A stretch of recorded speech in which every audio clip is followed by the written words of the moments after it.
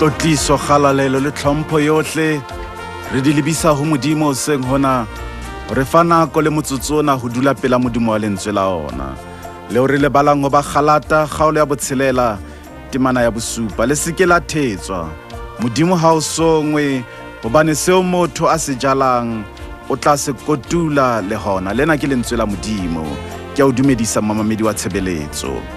Tato wa rona ya mahodimong ra o leboha ka lentswe lena la hao le hlonolofatse mme le dumelle ho phetha mosebetsi wa lona ho ba le utlwang hoseng hona le fetole le ho tlisa thabo ho ba le utlwileng ka ditsebe tsa bona ka lebitso la Morena Jesu Kriste amen. Hona le batho ba lebalang hore seo ba se etsang ka jeno hona le moo ba tla kopana le sona bophelong ba kaosane mme e bang bohloko ka ho fetisisa ke ha kotulo ya seo o se jetseng ka jeno e fitla wena o seo le siyo lefatsheng lena e ba bana ba hao ba sa kang ba le sepha ho seo se jalang ka jeno e ba bona ba kotulantse bosula ho tswa ho seo se jetseng.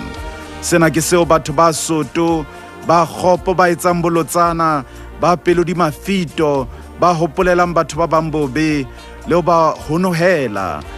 ho tjheha maraba bakeng sa bona ba se lebalang ba qetelle ba ithetsa athi Modimo ha o songwe seo motho a se jalang o tla se kotula.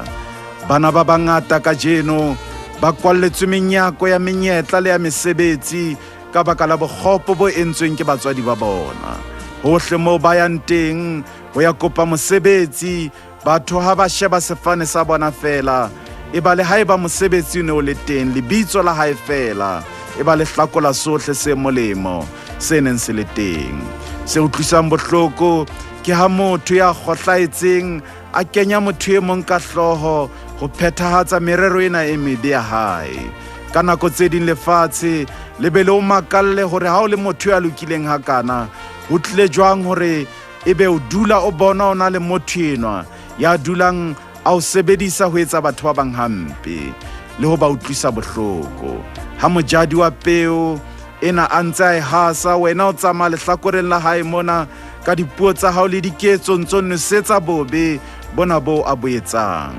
ke batho ba bakae ka jeno ba senyetsweng ke mesebetsi ya bona ya matsoho ka lebaka la peo eo e jetseng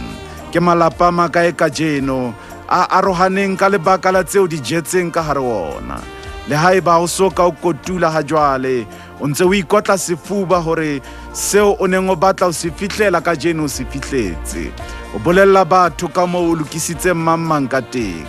o seng hona ka senwelo sena sa tumelo ke re ho bana bao o ntseng o ngoka tshehetso ya bona se ke la thetswa Modimo ha o songwe hobane seo motho a se jalang o tla se kotula le hona tlhokomediso ya ka ho wena ya iphetotse motshehetsi wa ya dulang a jala bobe ke hore mohlakotulo hlokomela madi a tla o qhapaletsa ho monate ka jeno le a tsheha ngwana eno wa batho a nyaolwa mosebetsing nako ya ho kotula ya tla mme le tla kotula ka dikgapha ha ona ba monate.